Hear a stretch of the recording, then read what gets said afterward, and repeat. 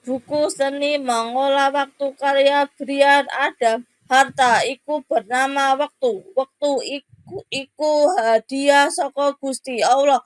Kula lan sampeyan gunakne waktu sepenuhne mawon amargi kagem investasi masa depan.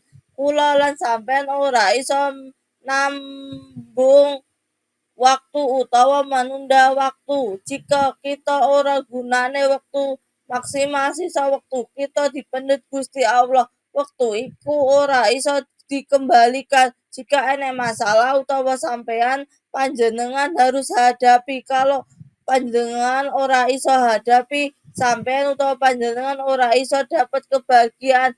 Ojo menunda waktu suatu kerjaan amargi panjenengan utawa sampean iso kelangan waktu.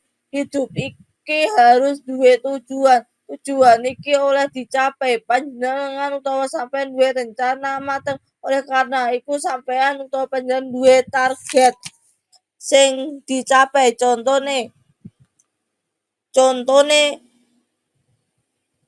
kula pengen duwe montor. Piye carane iso duwe montor? Ya kerja sing rajin lan konsisten nabung kredit montor. Aja lali wong sukses kuwi kudu duwe rencana sing mateng dalam hidupe.